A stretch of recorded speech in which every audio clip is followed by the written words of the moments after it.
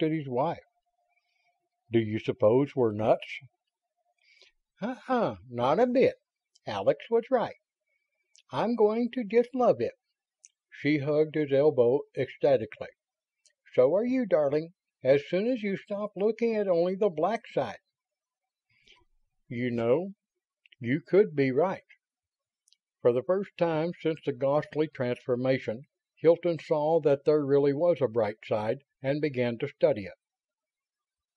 With most of USci and part of the Navy and selectees from Terra, it will be slightly terrific at that. "And that habit-forming drug ejection isn't insuperable, darling," Temple said. "If the younger generations start weakening, we'll fix the Omans. I wouldn't want to wipe them out entirely, but—" "But how do we settle priority, Dr. Hilton?" a girl called out, a tall, striking brunette laboratory technician whose name Hilton needed a second to recall. "By pulling straws or hair? Or by shooting dice or each other, or what?"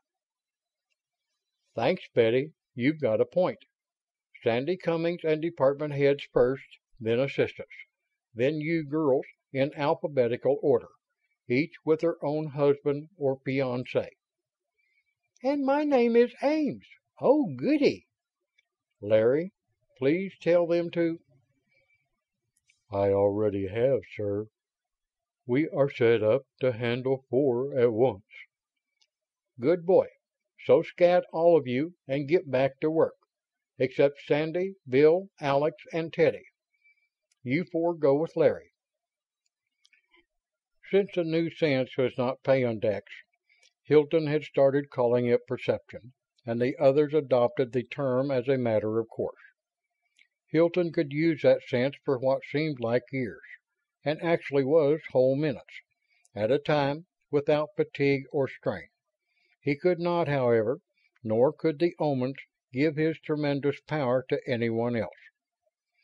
As he had said, he could do a certain amount of reworking, but the amount of improvement possible to make depended entirely upon what there was to work on. Thus, Temple could cover about 600 light years.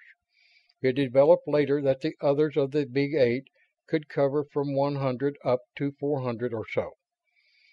The other department heads and assistants turned out to be still weaker, and not one of the rank and file ever became able to cover more than a single planet.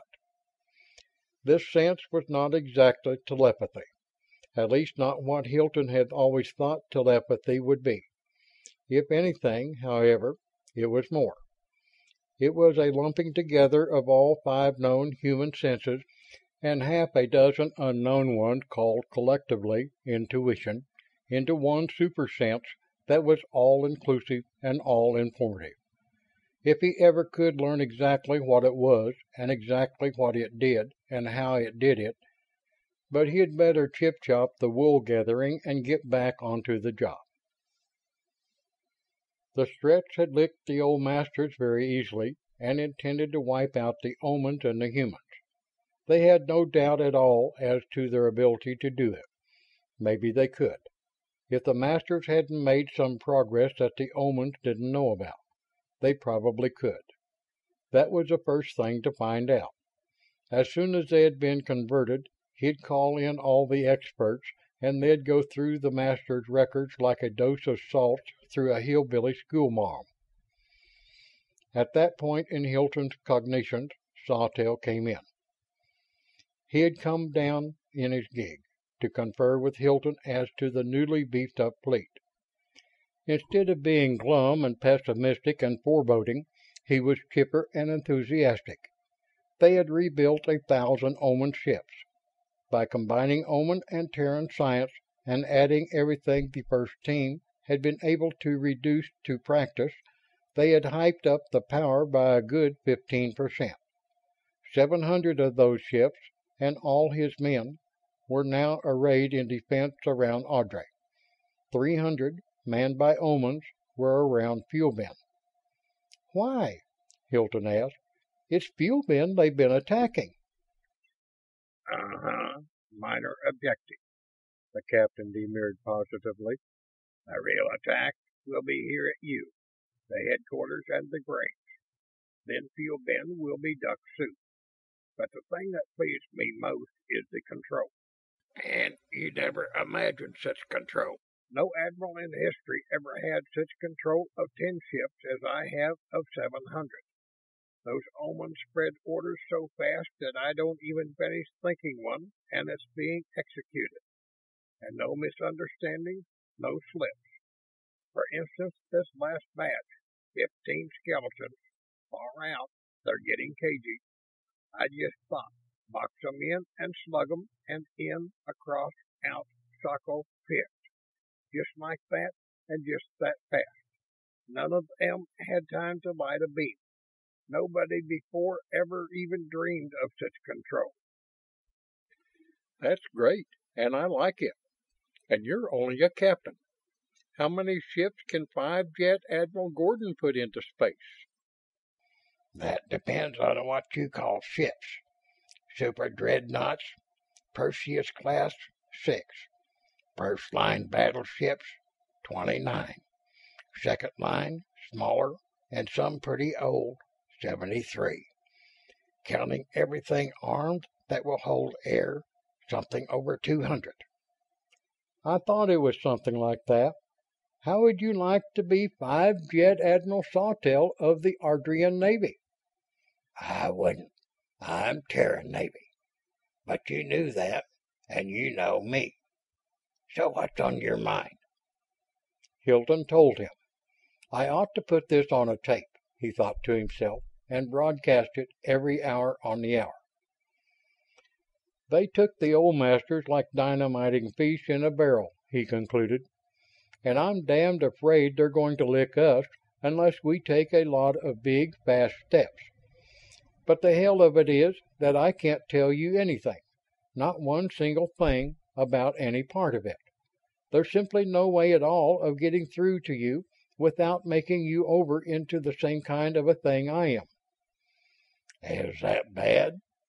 Sawtelle was used to making important decisions fast. Let's get at it. Huh, Skipper? Do you realize just what that means? If you think they'll let you resign, forget it. They'll crucify you, brand you as a traitor, and God only knows what else. Right. How about you and your people? Well, as civilians, it won't be as bad. The hell it won't. Every man and woman that stays here will be posted forever as the blackest traitors old Terra ever disgraced herself by spawning. You've got a point there at that. We'll all have to bring our relatives, the ones we think much of, at least, out here with us. Definitely. Now see what you can do about getting me run through your mill.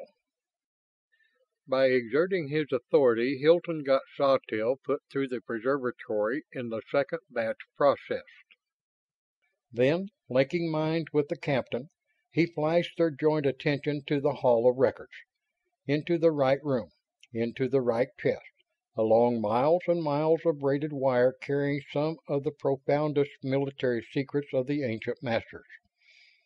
Then, "Now you know a little of it," Hilton said. "Maybe a thousandth of what we'll have before we can take the stretch as they will have to be taken."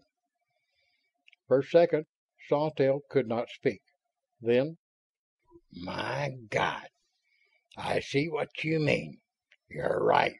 No Omens can ever go to Terra, and no Terrans can ever come here except to stay forever.